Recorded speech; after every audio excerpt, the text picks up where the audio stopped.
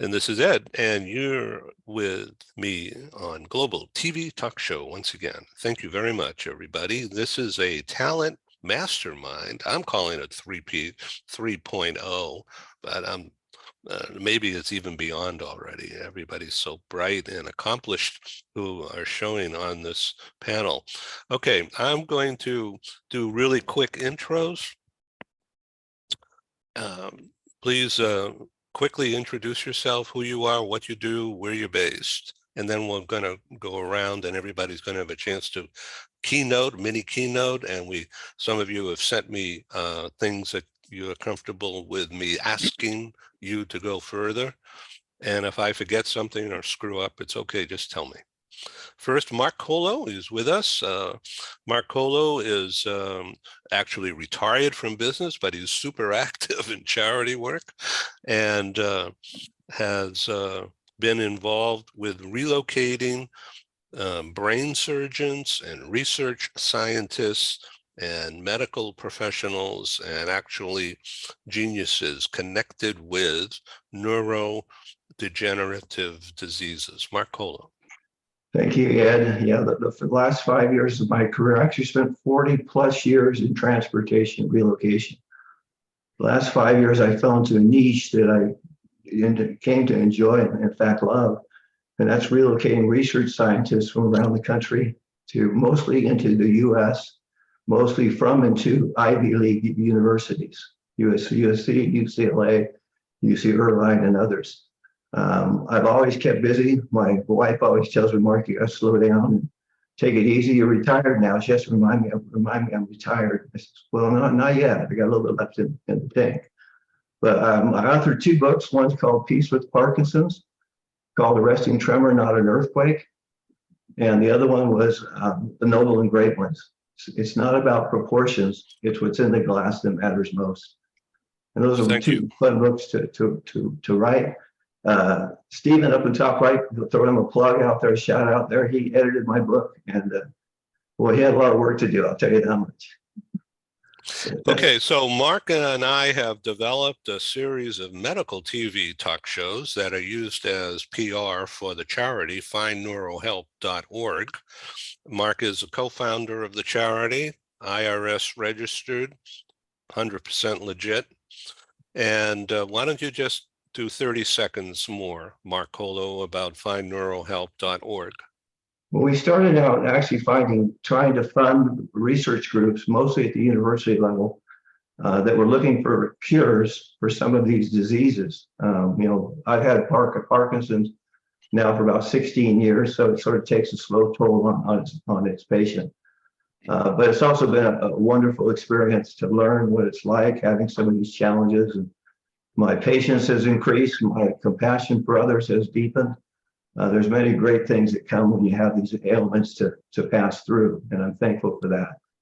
But we first were focused on, again, funding research. And I met a number of research scientists who are probably going to be the ones that will be the Nobel Prize winners for these cures when they come up with them. But we were putting all of this money to research, and we thought, I want to get where the rubber meets the road. I want us to go toward helping individuals that have these conditions where they can't find funding or can't purchase what they need because they don't have the funds.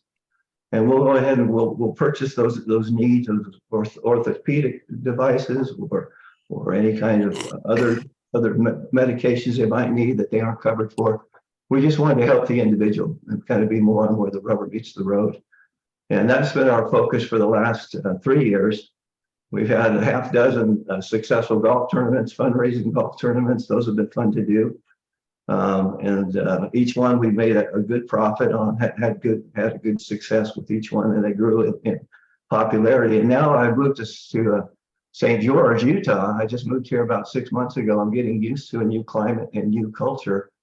And it is a cultural shock going from Southern California, where I spent most of my life, going to Southern Utah now. So I woke up this morning and there was 1.5 inches of snow on the ground. So we're going to have a white Christmas here, which is fun. I love that, as long as it goes away quickly.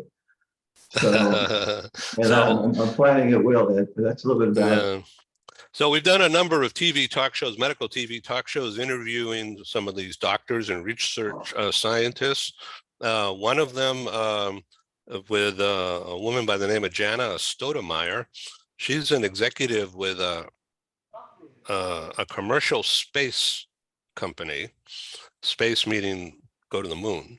And her company, that company of which she's an executive, is building, Axiom Space is building the new space station. It's not yet done. And this is a commercial venture. Axiom is a public company based in Houston area.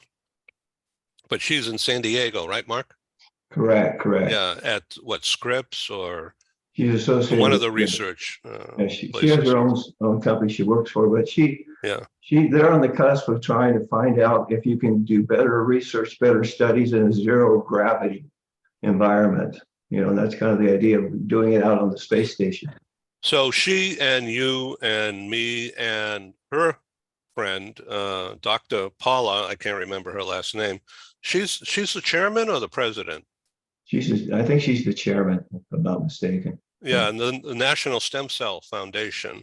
So Dr. Paula was on our program and we interviewed her, and both Jana and Dr. Paula have agreed to come back on Medical TV Talk Show. So we're going to have an update on all of this, and we'll invite you all to if you want. From Cologne, Germany, Annette, this is your second show. Thank you very much for being on. I was introduced to you from Dr. Natalie. Yeah, thank you very much that I am here with you another time. So I'm really interested in teaching the attitude of love and peace in companies because I think we all love to have peace around us. And so why don't we start where we can already start? So in companies. And that's I'm working together with them executive coaches to install this mindset and attitude together with the teams, and it leads to higher turnovers, to less fluctuation. The employees, they are much more satisfied with their job, they are much more creative, and commitment is increasing as well. And yeah, so I'm very much looking forward to talking to you today on this platform, and thank you very much, Ed, for this. No, thank you. And so at this holiday time, a Merry Christmas to everybody. It's about giving gifts, but also receiving, right, Annette? Yes, it is. And then how you receive counts. Yeah, I would say that everything is always let's say in the flow, and it's important to give and also to receive. So if I'm a consultant, what I give is my expertise. What I receive is what I get for my consultancy. But I really, especially around Christmas time, for me, it's also on another level to think of many people who need some support, be it time, be it expertise, be it money. And yeah, I also love that. I have a project of mine that is not a project of mine, but somebody I know I love to support. And yeah, I think it's a very good time to really see whom can we support with what we have. And it's also the idea of sharing. Thank you. We're going to get right back to you. Dr. Natalie, thank you for the intro to Annette. So Dr. Natalie is one of the world's busiest women. How do you find time to be on my show when you've got 3 of your own going almost every day? I make time because you're important. It's that simple. You're nice. You're giving and I'm receiving. Thanks. They're good. They're good. We're learning. Thank you for having me again, Ed. Yeah. So what's new? Oh, where do I start? You shouldn't have asked that question.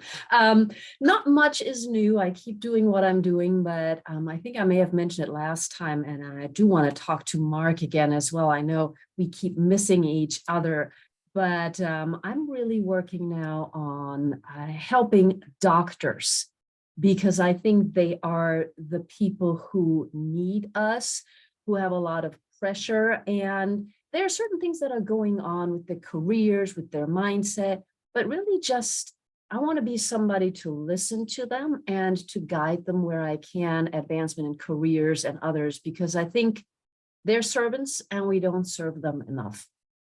I think that's the latest on my part. Yeah. Alex, thank you for doing this while in transit. And so where are you headed? To Vienna? Are you going to the opera? I'm going to Vienna, actually. True. Yeah. What are you going to do there? We have a site in Vienna, and I'm going to visit my people down there in Vienna. It's as you said, Christmas, so this is the reason why I'm going down there, meeting the people, meeting my employees, and telling them, that I need them to grow our business, and this is the reason why I'm flying down to Vienna tonight. Oh, good. I'm having a technical problem that just came up here. Are you able to hear me? Please say something. Yes. Yes. Yeah. Okay. I've got a white screen from Zoom, so I'm afraid to start pushing my buttons here because I don't know what's going to happen. So let's continue. Stephen Howard has just published his 22nd book. It's called Humany, Humony. Stephen, take it from there. What is Humany? Well, humany is a word I created, combining humanity, and harmony. And it leads in a little bit with what Annette was talking about. I don't go to the loves aspect of it, but the need for more harmony in our workplaces, the need for leaders to be more humane, to remember their humanity, to, remember that you don't have assets, you don't have team members, you don't have employees, you have human beings working for you. And so it's a different approach to leadership. It's gotten great reception thus far, came out a few months ago, and I hope it catches on like wildfire in 2023. So you're working with Ali, helping him organize thoughts and organize things to eventually publish. Is that right? Yeah, Ollie has an idea for a wonderful book. I don't want to reveal at this point. It's probably too early in the process, but yeah, we've been working on it, doing some research around it. I even had a meeting with somebody from the U.S. Embassy here in Mexico City last week about it, and they said we're on the right track. So yeah, let's talk about that book in March or April. It's coming out in June. I haven't told Ollie yet, but we're going to get it done by June. That's very cool. Barbara Bolt, thank you for taking time out of your busy schedule. I see you just sent a note to Stephen about working in Detroit in the auto industry. Yeah, they lack that human element. They still have the idea of humans as mechanized elements of their business. Weirdly, I mean, at this point in time, it still operates a lot like that out here. So come on out. I'll get you some speaking gigs. I'd love to. I'll talk to you about that. It's not just in the Midwest. It's just not in Detroit. It's also, there's a character running around called Elon Musk, who is the antithesis of what I would call a human leader. So I would agree. There are many of those out there. Yeah, for sure. So, okay. Yeah. Well-being, Dave Levine. We'll get right back to you, Barbara. So Dave Levine is an expert in well-being things. Welcome. Thanks. Yeah, I'm a social worker by training background, but migrated to the customer side of things. My business is providing crisis response outside the U.S., a typical response to a unexpected loss or tragedy in the U.S., less, as behavioral health is, less typical outside the U.S. I'm on the boards of Asia Pacific Employee Assistance Roundtable and the European Employee Assistance European Forum, and sort of a disciple for the industry, migrating, improving access to behavioral health services globally. So you're not talking about robots, we're talking about humans, right? Right along the lines that Annette and Steve and others have started to talk about, right? Yeah. So Eva Clevis in Malmö, Sweden, many years worked in corporate structure, senior level in HR, and now is being an entrepreneur. And so how would you, Eva, how would you define talent? That's an extremely good question, Ed. And I think there are no really good way of how to describe it. I think that we are often too focused in so many companies to look at individuals. And I think talent, it varies from company to company. I could be a great talent in one company, and if I would switch, I might not be that talent anymore.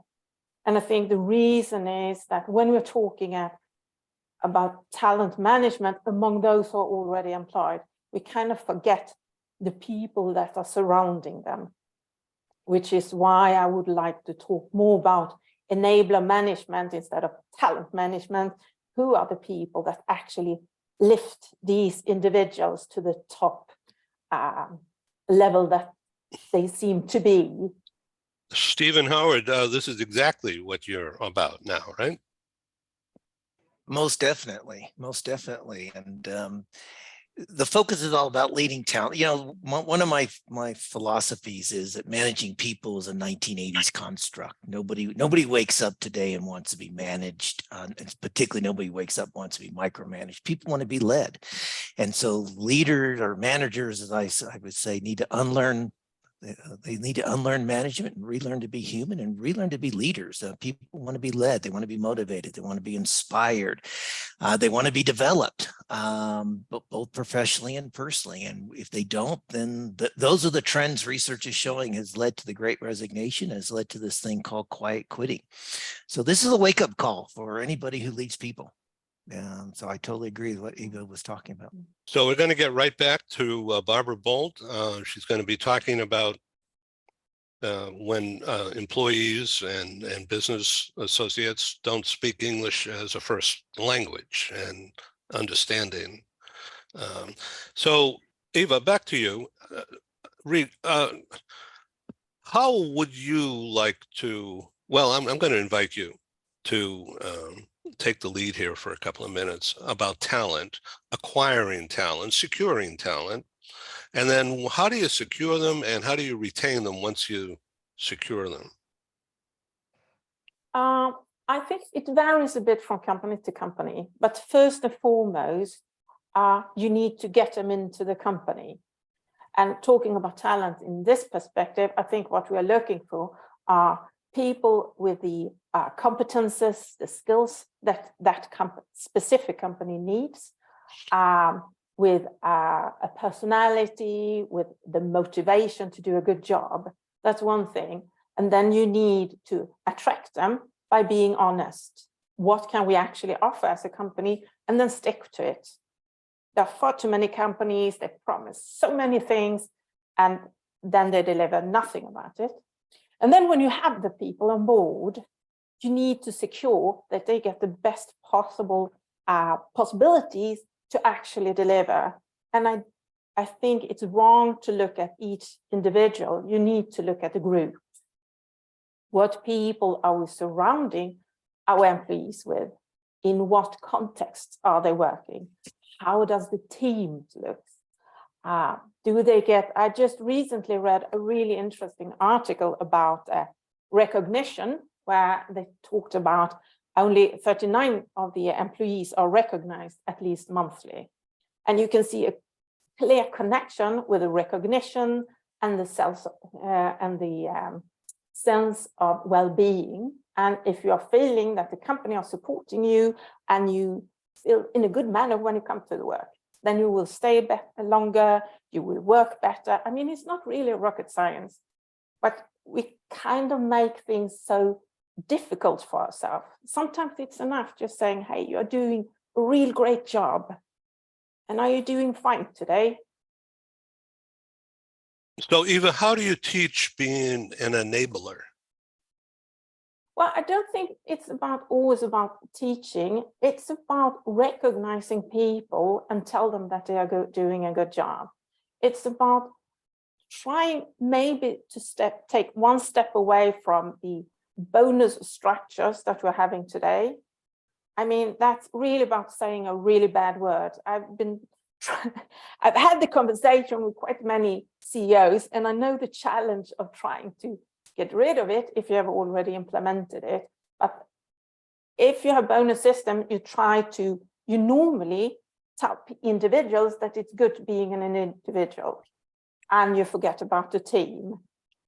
So what you need to do, I think I would have preferred to rebuild the structure from the base. How do we encourage people to work in team, to support each other, to be honest when we're failing? Because we can learn so much about it. And it's better having employees to say, I'm sorry, I failed this one, I made a mistake, than having employees that kind of hiding things that will happen, because it will happen to all of us. Anyway. I'd like to bring into this conversation, and Eva and Stephen and everybody, please jump in. Dr. Natalie and Ali Shami. Ali Shami comes from Boeing, many, many years, senior position in sales and customer engagement. Ali, am I saying that better? Yes, I'm so excited to listen to you and listen to everybody. Every time I come into this discussion, I walk away and I say, I hope I gave like 20% of what I gained from listening to everyone. It's always a pleasure to be here. Yes, you did a great job. Dr. Natalie? I was thinking while Eva was talking, because I think recognition is such a touchy point. I think it's crucial. And at the same time, it needs to be individualized, right? Because not everybody wants a plaque. Not everybody wants to be paraded in front of the team. Somebody would like a gift card. Somebody would like chocolate. Somebody else would just like a handshake. So I think it's all about, and we've all talked about that already, it's about recognizing the individual as a human being with their needs, desires, and talents. And I think that's where recognition comes in. That's where leading comes in. And every member of the team can help lead. Managing, that's completely out. If I may jump in here and want to build on what Dr. Natalie said. Yes, absolutely. I mean, especially, I mean, the more diverse workforce we have to treat people the way they like to be treated. And so that's very powerful. At the same time, I'm just looking at, if you look only at recognition and gifts, you got to really look at the employee, where they're coming from, what concerns them. Like the German philosopher, he said, don't expect me, telling his leader, saying, don't expect me to fulfill your dreams if you don't fill my stomach. So it's really tough. It could be counterproductive to go to someone who's worried about work stability and say, oh, here's points for you to go to the movies. Well, I want to go to the movies, but can I sell it and get some money so I can feed my children? So with talent, with talent management, with it's really, you have to be very in tune to what concerns the employees. And a lot of times I hear about, we hear about just management is bad, leadership. I was just thinking about this morning, and just the world is just built on opposites. You got the north, south, plus, minus, leader management, sustainability, innovation, transactional transformation. And a lot of times what I see in most of us were focusing on filling the gap by saying, hey, like Stephen talking in his book about, they treat people like humans. And sometimes what I've seen is the pendulum swings all the way there. And then, yes, you have a company that is very successful for a year. Everybody's happy. They love it. But guess what? It's not a successful business. So keeping that balance between these two. Transactional is a bad word, but it's necessary. I was, just to end my talk, I was while I was working on my doctorate, and we were talking about transformational is great, management is bad, but you know what? I believe that you can be a manager without being a leader, but you can't be a leader without being a good manager. So transactional is important. So I looked at my PhD students, and I said, okay, let's just be real here. How many of you will go for the whole program for 4 or 5 years, get a PhD, once you're done, you'll say, you know what, I don't want the title. I'm just here to learn. How many of you are willing to do this? No one said that. So just putting things in perspective, it's really that balance between leadership and management, recognizing, as Dr. Natalie and Eva talked about, we got to be really specific and treat people the way they like to be treated. Andrew Would you Woods is a doctor. So tell us about your recent experience once you got those that certification, that honor. Well, going back actually is, you know, I lived in China for almost a decade, so I'm fascinated by this conversation because I'm viewing what you're discussing about employee engagement, et cetera, but through that lens. So looking at the challenges I faced there to the challenges I'm now facing in the West world. But, you know, our research now on entrepreneurship is finding a lot of these similar challenges that you're mentioning, but I think we're talking right now in the corporate sense, but it's even more challenging for entrepreneurs because they're wearing so many different hats and trying to figure all of this stuff out, not just the HR piece that we're discussing now, the finance, the everything, the whole thing. So, you know, I'm really enjoying this conversation and want to hear more from the, you know, from the motivation piece, because I'm struggling getting my students and my entrepreneurs that I'm mentoring to understand how to mentor others and understand how to engage, have employee engagement in their firms. So Dr. Andrew Woods and Professor Torrey have co-authored this book. When you hold up that thing again, please. So what does audacious mean to you, Torrey? Yeah, thanks. And also just so nice to be with all you people. I just love your energy. Everybody seems to be, you know, interested in similar things that I am. For me, audacious, it can be big or small. It's really about just getting outside of your comfort zone and being brave to face a certain challenge in front of you. And for some people, that's speaking with a CEO and asking for a raise. And for others, it's actually just reaching out to somebody who studied their field for a little bit of insight into a career path, perhaps. Yeah. So you're a professor of management, business management, right? Yeah. So quite humbly, I feel like I'm probably many years behind most of what all of you have learned. So my approach to business management as a teacher is I'm really trying to facilitate you know, engagement. And I feel like I'm trying to cultivate enthusiasm within my students, because students are you know, developing their path at this moment, and a lot of them are lost. So everything that everybody is saying here just resonates so well with me, because I'm trying to bring the humanity into management, and I'm trying to remind my students that it should be people first all the way. I believe that a people first culture is the most productive and the most sustainable. Barbara Bolt, that's a great slogan you just wrote there. I'm keeping the back check going for you, Ed. Okay, so your thing is helping people who are not American speak American. Sort of, yeah. That's one of the things I do. I help non-native English speaking managers acquire leadership communication, because they always speak English, but do they speak leadership English? So it's upping their game. It's helping them show up in the places they need to show up and get recognized for their ideas. I also work with people whose first language is English, but they're introverts. They have a similar issue, but for different reasons. And it's all about helping people be consistent and intentional in the way they communicate, helping them to use language in a way that gets them recognized, puts them on the map. And also, I find that sometimes they need help focusing. If they learn how to use language properly, they have that ability to stay on track and stay on message.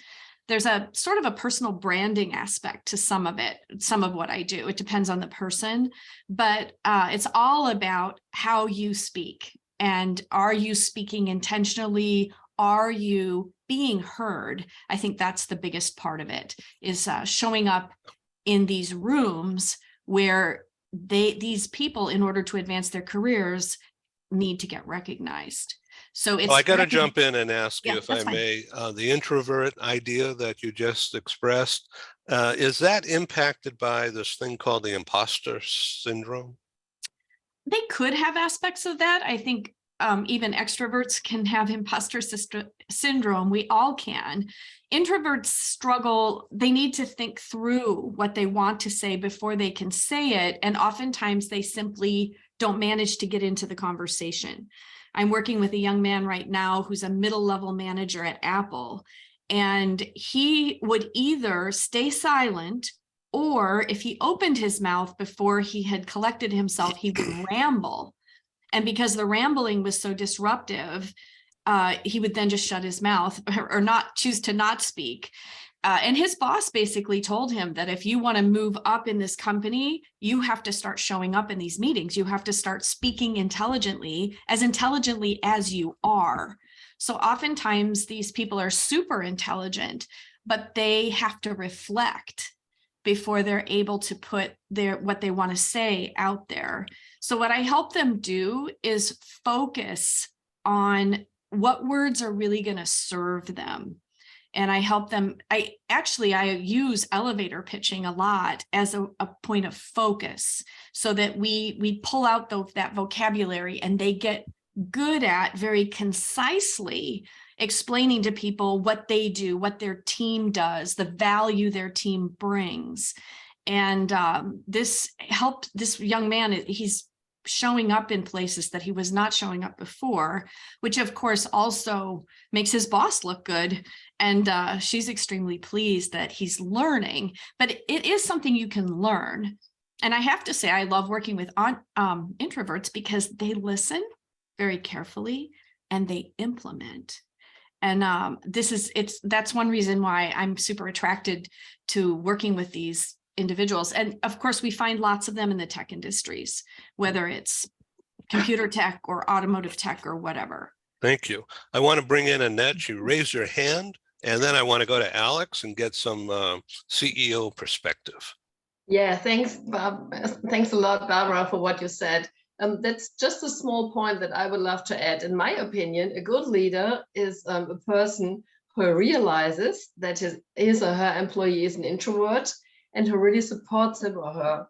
And in my opinion, it's so important, if you have such a person sitting in your team who doesn't speak up, to really address the person and ask, what is your opinion about this or that topic? And normally what I hear when these people are talking, that's so extraordinary. And so in my opinion, it's not only the kind of that the employee should do what the boss wants him to do, but the boss also should change. It would be good for both of them. Thank you. Alex, your perspective as a CEO? Yes, thank you for asking it. I listened to all what you have said, and everything is right, for sure. But it goes very much to the individual. From my perspective, it's all about corporate culture, and you have to create a kind of a corporate culture where everybody likes this company and would like to work for this company. And this is the way how you can keep talents in your company. In my company, we have almost no resignations. We don't know this word actually. Everybody likes to work for our company. It's not a large company, but everybody likes to work for it. I started my career at Hewlett Packard, and I worked for HP for 20 years, and they have had a kind of a corporate culture which was called the HP way. And the HP way is all talking about a value system. And if you start thinking about the value system you have in your company, and if you have the right value system, like respect to people and work as a team, as a real team together, then this can really make a change in the company. So that's why I think it's all about the leaders of this company. So the CEO and the board members, they can really make the change in a company. So recently I had an interview with another author, a gentleman by the name of Rainer Lohm, who grew up in Germany, but he was an electrical engineer, and he worked for Hewlett Packard and then switched into software, HP software, a long time ago. And he retired as a senior, very senior.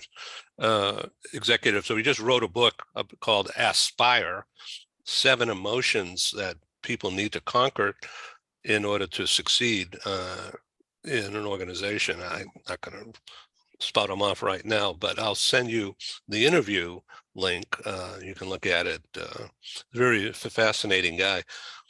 He happens to be a son of Germany, West Germany, and grew up during the Berlin Wall ending days, just before, and then the energy and the positiveness and the hopefulness created by the rapprochement and opening of the wall.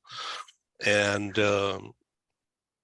so he talks about all of the anxiety of being in that divided country atmosphere, and then channeling that energy forward to developing a business career.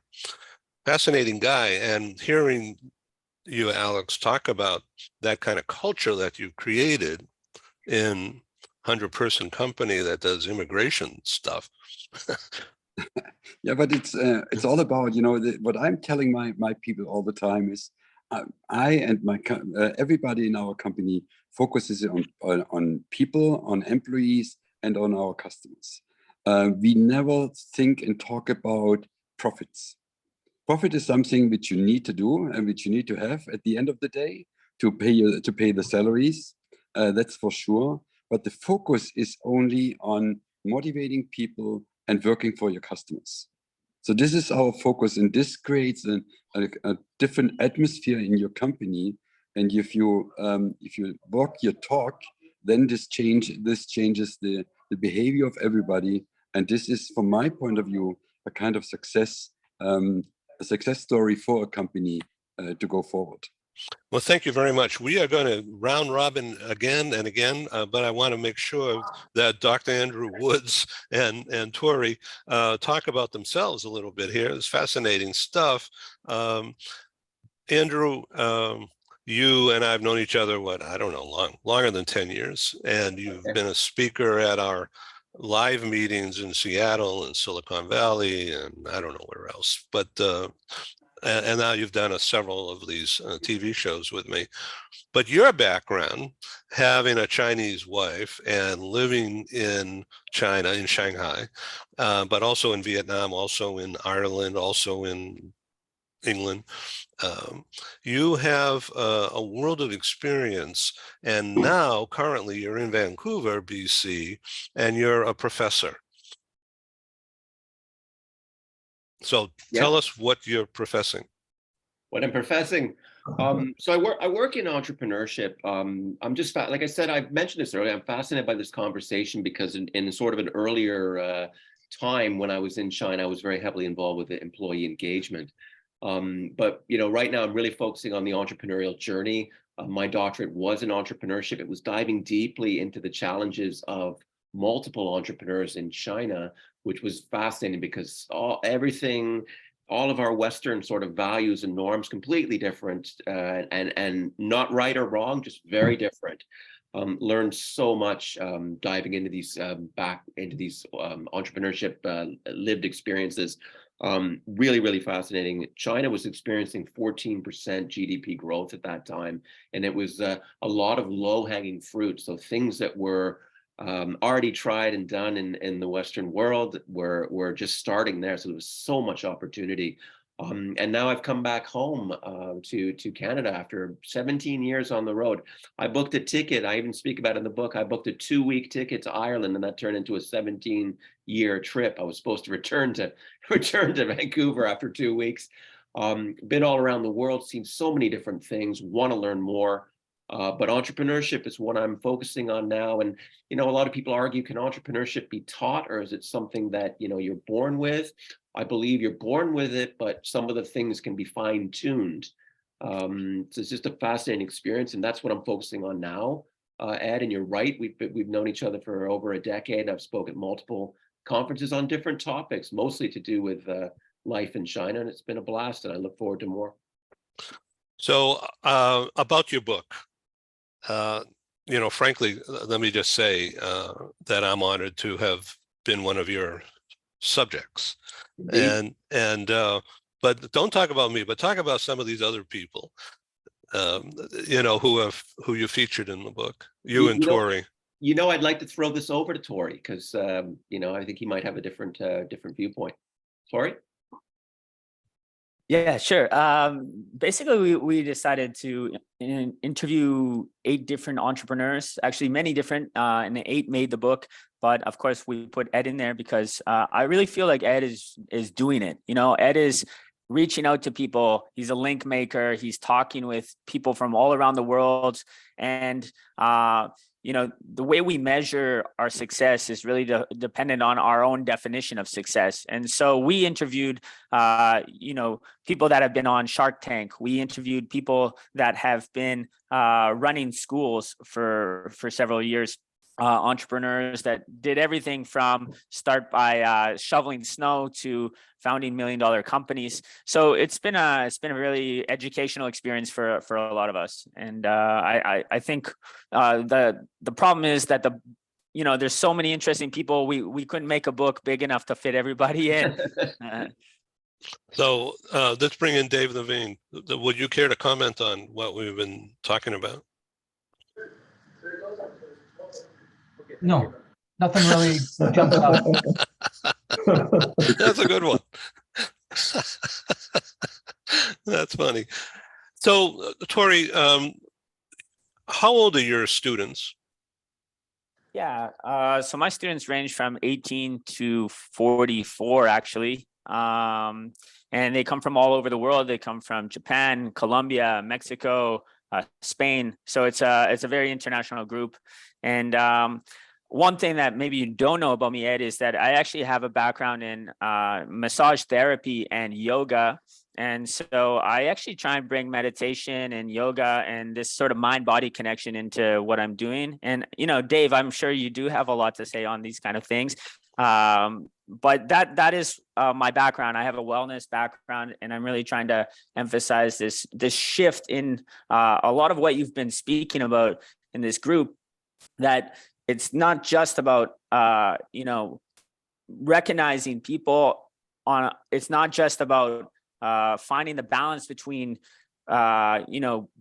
budgets and people, but really what we need to start recognizing as our collective consciousness is that people are engaging with the world in different ways, and we need to understand how to connect with our nervous system, our hardware, and become less reactive, become more reflective, as some of you have said, and start to really touch into that human aspect that a lot of you are speaking about. So that's my background, and I'm trying to bring that into my diverse set of students. Hey, Mark Colo.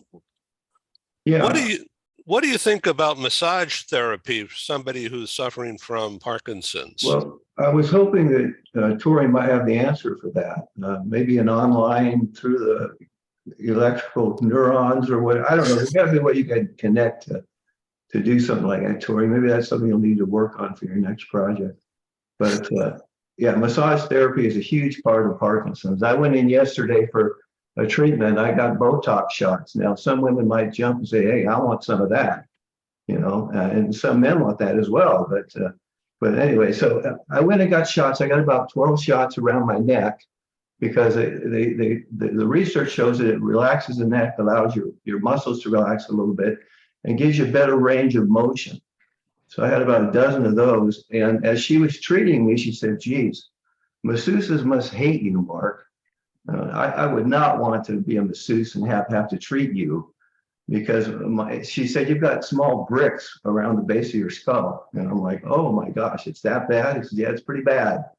So massage therapy is really critical, and I need to go more often. I probably need to go once a week, but I usually squeeze it in once a month if I'm lucky. So wait, I got to jump in here. So the bricks, meaning their tenseness, unresolved, whatever, right? Exactly. Natalie, I see her shaking, nodding her head. She knows what we're talking about here. It's a tightness of the muscles. And there's actually about 35 functions of the human body that are impacted like a ton of bricks from Parkinson's. And if people knew more about Parkinson's, about ALS, I'm having lunch with a close friend of mine. I just met him recently, but we're very close friends. He got ALS. He's about 6 years along. They usually go about 5 years, and that's about it. So he's a dear friendship of mine that I've been able to establish. And there's some really difficult neurological diseases out there to deal with. So anyway, didn't mean you all. Yeah, well, fascinating. Dave Levine, we're in your ballpark here Have I talking come about up with anything well-being. yet? Is that what you're asking? Well, I'm trying to be a coach. Well, I mean, And it's just wait, my an enabler. That's right. my perspective is the behavioral health aspect of it, and we're more on leadership. And as Tori pointed out, the more upfront well-being aspects of that. And you know, it really doesn't matter your leadership. It doesn't matter where you are on the continuum. The leadership can make for a stressful, unwelcoming, unproductive environment, or the leadership style can do the reverse, as many of you are emphasizing. And in the former, it can even trigger mental health issues. But I think in today's workplace and the importance of culture and positivity, it instead of triggering the mental health issues, it enhances the well-being and energizes the creativity and productivity and positivity in people. And it's on the same continuum, but I think in today's progressive workplaces, we talk about doing away with performance evaluations as a waste of time and emphasizing the leadership and the creativity and the fostering of healthy well-being that is going to best serve the organization's profits, as Alex emphasized. So I want to get back to Stephen Howard. Do you have a book that you want to hold up to the camera? Oh, you never ask an author that question. Oh, wow. I have one under my pillow sometimes, but it goes everywhere with me. So once again, I'd like you to define humany. Humany, okay, so a created word combining human, humanity, and harmony. And I created it to emphasize the need for leaders to think that they're leading people, they're leading human beings, but also the need to create workplaces of well-being and wellness. And so it's and harmony will lead to that. Harmony will lead to reduce conflict, reduce stress, higher collaborative cooperation. So yeah, that humany. So before we get to a close here, I don't want to stand, but I'm sure you guys have other things to do today. But in May, Joanne and I are going to go to Europe on a business trip and also some play. So we're going to end up in southern Italy at a place that one of my advertisers, his wife manages it. And in May in southern Italy, it's like Palm Springs in April. You know, it's like perfect weather and no crowds and also lower prices. But before that, we're going to do live meetings, actually a hybrid. In other words, we're going to show up and have a meeting, a conference, and also at the same time broadcast it, and therefore recorded. So we're going to do our live meetings in Milan, in Switzerland, and in Germany.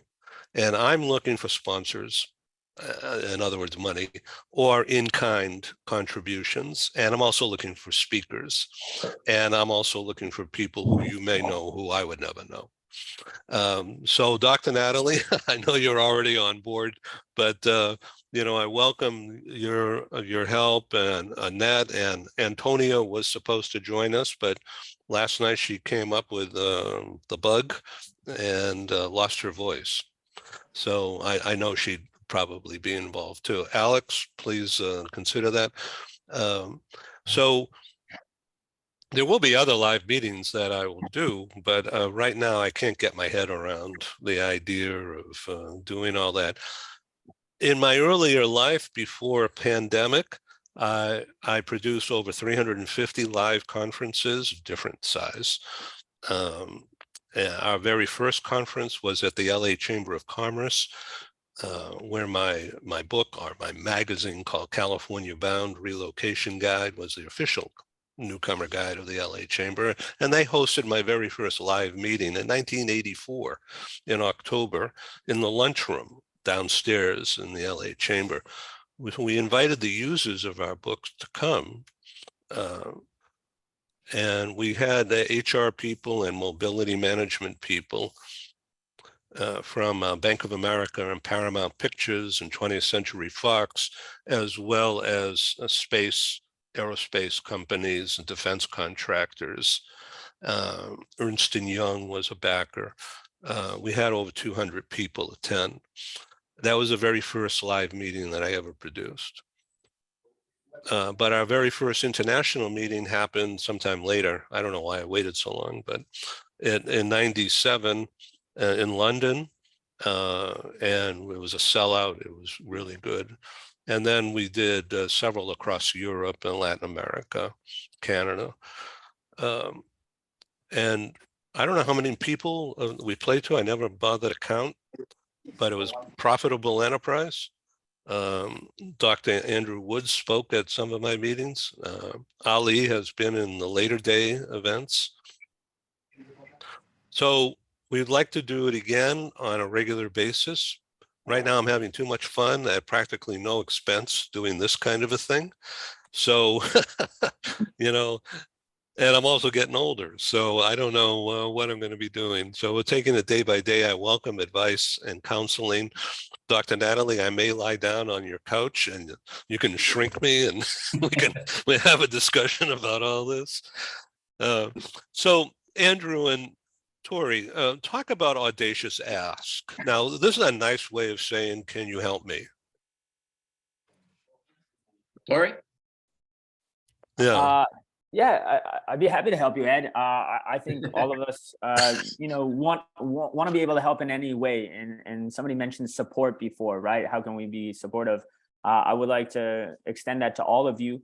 I think with regards to Europe, I do have some contacts in Europe. I lived over there for 6 years, so I could probably try and put them in touch with you and try and put you in a situation where maybe you can either get a wider audience or not. But you know, the audacious ask, it's everybody seems to be living it. We're just trying to all evolve, and we're all trying to get to another level, self-actualize, and we're trying to do that by getting outside of our comfort zones, no matter what our age is. And I think age is just a number, but you know, the heart will keep beating so long as you have that passion, Ed.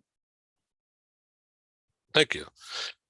Ava, in your new work as an entrepreneur, what do you call yourself, a coach? No, I normally call myself as a senior advisor. The coach is one part of it, although it's not, being an entrepreneur is not that new for me. You know that I've been working with wheelchairs previously and having had a startup. So it's my second or third, depending how you calculate, how you count it. Right, right. Well, I've had crash and burns all my life. And that's the entrepreneur thing, right, Andrew? I mean, you just don't quit. You think about quitting, but you know. Dust yourself off and get right back at it. I tell the students all the time, you're 20 years old. What does it matter if you fail? You fail when you're 30 years old, fail when you're 40 years old. What does it matter? You just dust yourself off, get back in the game and go for it. Ali, you used to sell jet planes, and so now you're doing what with FT Global? So Boeing is one of my customers, but I got pulled after 4 years. I succeeded in retiring early, and retirement, I'm like, oh my goodness, I can do everything I want. And then at the end, I was like, wait a minute, this is fun, but I'd like to be a little bit more busy. So I was asked to come back and be a consultant in talent management. So we have. So I'm helping with mentoring leaders and the new employees coming in to the company, plus providing training or just give speeches on doing business across cultures, since I had the opportunity to work and live in 3 different countries. So I love helping, I love giving back. And so I don't see myself retiring ever. And which just brings me back, like one of the points that Tori and I mean, everybody, if I were to mention about the great points that I heard, I would mention everyone on the screen. But just to that have that balance, I heard about, work-life balance and how be in control. And I think it's like so many things. It has, if it's not looked from the right angle, it could lead to some really negative things. It's not work-life balance. It's not the balance. It's how heavy the weight that you're carrying. And a lot of people were victims. A lot of employees, families were destroyed because, hey, I gotta keep the work and life balanced. Well, you can look from the outside that you're balancing 2 things, but you know what? Look at the feet and you will see that there's a lot of fractures there because it's so much weight. So it's not necessarily the balance. It's how much can I take and stay in the zone and I still feel that I like what I'm doing. And so yeah, this is great. Like I mentioned earlier, it's that keeping that balance. I mean, every country has its own challenges. In the United States, for example, we want to talk about the humanity. We want to talk about, hey, it's not just the business, but you go to Japan and it's the other way around. It's not just the group, it's the individual. So Edward Demings went to Japan to teach lean, and now we're coming back here. So every culture, every individual, there's not just one recipe, that one answer that fits all. So you got to really have this global mindset and find out who you're working with, and whatever works for one person may or may not. It may work for probably 50% or 60 or 70% of the people that you're working with, but you got to always look for that person, like Barbara said, just like that introvert who's sitting. And it's not necessarily, I need to bring every introvert to be an extrovert. This is the beauty of life. We're not all the same. We're all different, and we need everybody to be different. And differences and diversity is beautiful. It's just that person who's an introvert, loving what they're doing, then that's fine. We need all of those. So, Dr. Natalie, as I mentioned earlier, you're a really busy person, and you're on the LA Tribune TV show, you have your own show, and you're writing books, and now you're focusing on doctors. Now, the doctors are a diverse group, of course, but basically a doctor is a scientist. Not necessarily research, but especially the chemical composition of a body is how they manage stuff, right?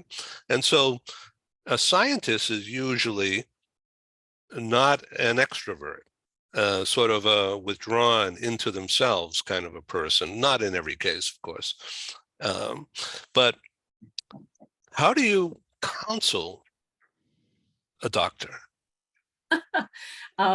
First of all, I love your stereotyping, Ed. I have to point that out because I think what we've been talking about here, and I think you're leading me to this as well, Ed, is that everybody is an individual. So whether you're a doctor, whether you're a professor, whether you're a CEO of a company or a mom, we're always individuals. And so for me, when I look at doctors, I first see an individual. And I think most of them are actually, and this is something I've learned last year, I didn't know I was this as well, ambiverts. I think many of us are actually ambiverts, which means we love our alone time. We love doing the research. Yeah, I mean, I'm a historian by trade. The reason why I do what I do is because I love the research. I love the data. I love to provide you with the reasons why and analyze it. And then coupled with that, of course, is the human thingy, the human side, because then there comes the human. And as a human, sometimes we realize that our purpose, our mission is requiring us to speak out loud. So then we need to go out, or we need to go to meetings, or we need to teach others as university professors, teach our fellow doctors. So when approaching a doctor, all of that is actually not as important as the peer pressure. And I think we also see that in CEOs and university professors. There are always these cliques, and there's a lot of internal pressure. I remember in academia when I was still there, and it's part of the reason why I left, is like you had to go to conferences. You would go to conferences and everybody was just waiting to attack you because you probably made a mistake somewhere. And I'm just like, oh, this is so crazy. Can we just all work together? Peace and love, as Annette always says. So I think with doctors, it's the same thing. Individuals, and then see how can I get you away from that peer pressure a little bit and just listen to you, because they're on a mission to help. And I see our job or our purpose just to help guide others. And so I'm here, and it took me a while to realize that because I've been watching them for a long time. I'm here to help doctors take time for themselves, take that introvert time, better manage their time because they have families too. But there's a lot of pressure on doctors, and they put a lot of pressure on themselves, just like I think all of us here who are servant leaders. So I'm not sure if that answers your question, but I would say they're probably ambiverts because they have to talk in front of their patients and they have to be strong, even if they may not feel that strong on a daily basis. Well, Dave Levine, I think this is a platform for you to take over. You know, it's so broad. I don't know exactly where to chime in with my perspective. As Ali emphasized, there's a lot of talent and a lot of various perspectives on the call, but and we're hearing from them. But other than leadership and humanistic approach to, I mean, I don't really know how to compliment what others are saying. So I'll take a pass on that opportunity. Thanks. Barbara?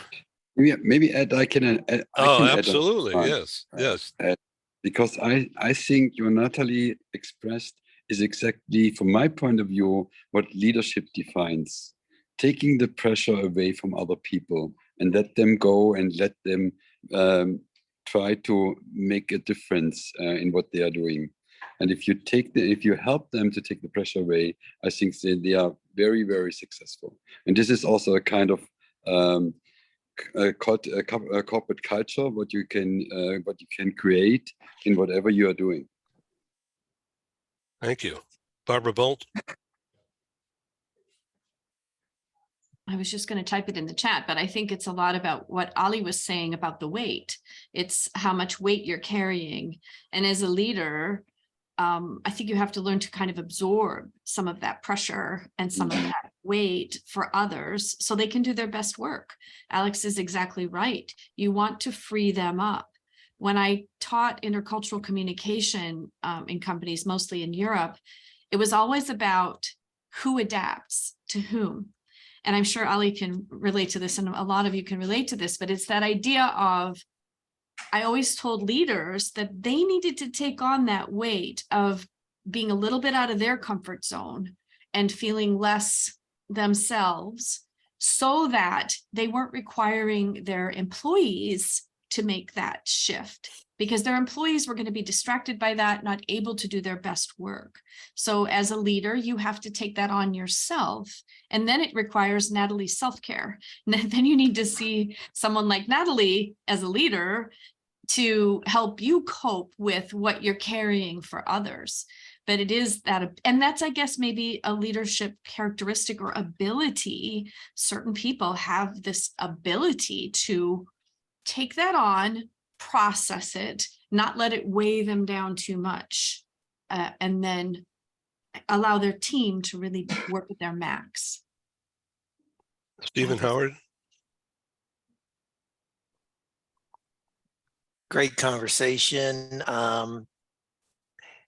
My first thought is again from the book, I don't talk about work-life balance. I talk about work-life harmony. And I wish I had heard Ali's story before the book, because I would have included in the book. I think it's a great analogy of just about how much weight you're taking on and fracturing your feet.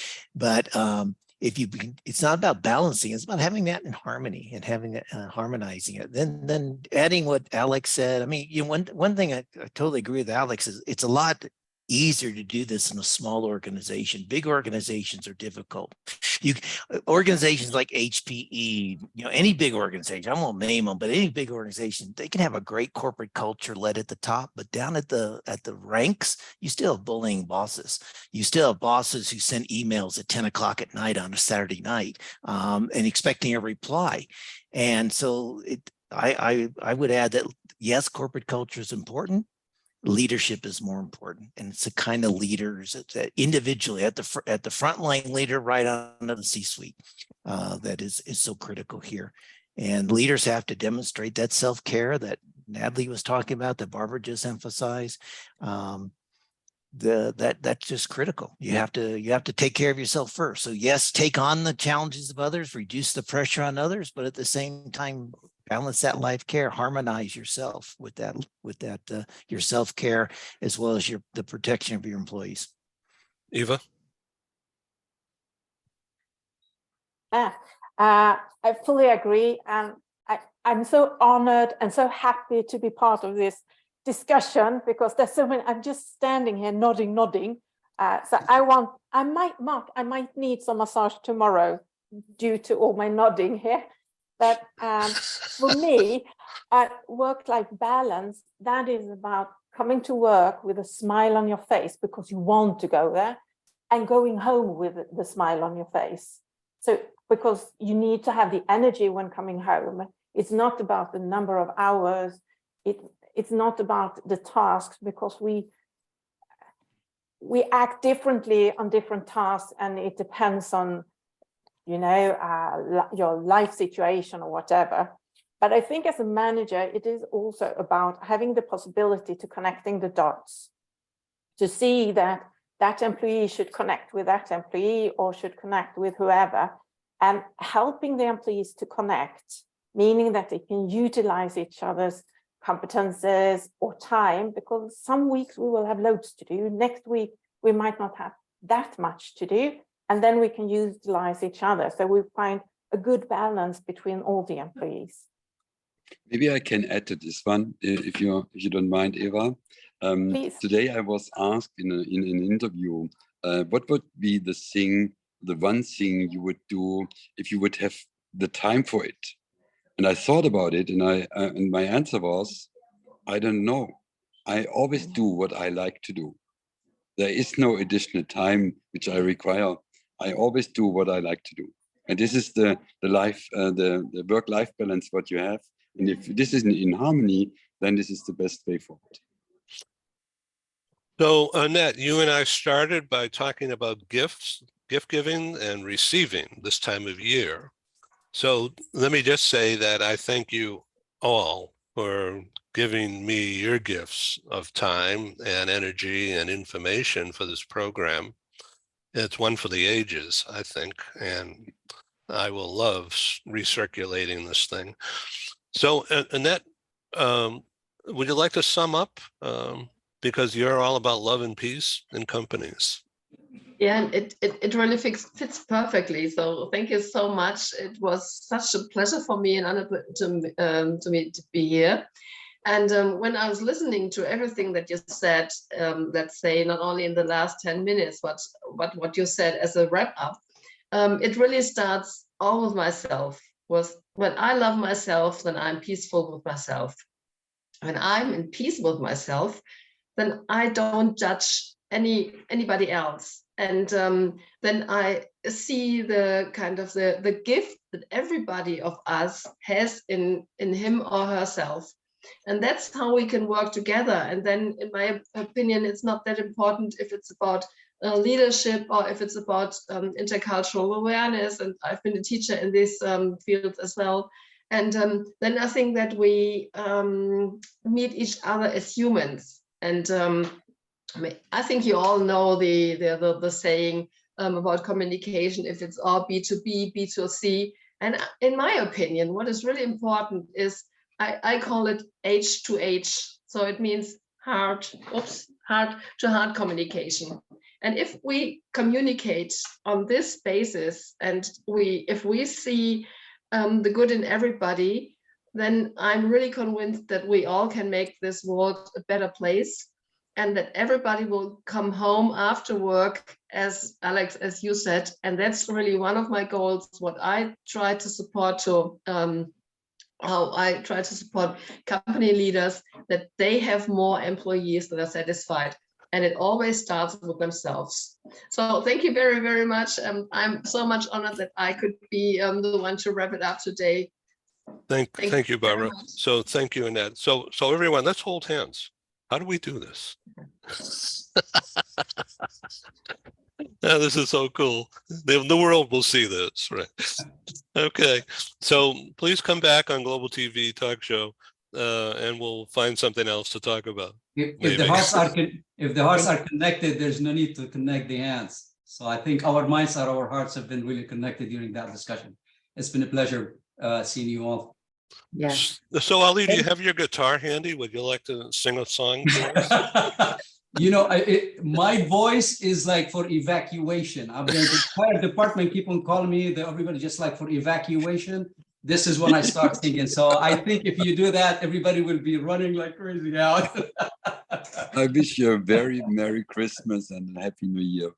Thank you. Guys. To you Take too. care. Happy holidays to Pleasure. everyone. Mark It was great Colo, great you be well, conversation. and we'll talk about our medical TV talk shows. And Andrew Woods, Tori Wichar, thank you so much for putting me in your book, and I hope it doesn't embarrass you guys. Thanks, Ed. Okay, thank you. Bye, Thank you. everyone. Thank Great you. to Everyone. meet you all. Bye-bye. Bye. Bye-bye. Ciao. Thank you.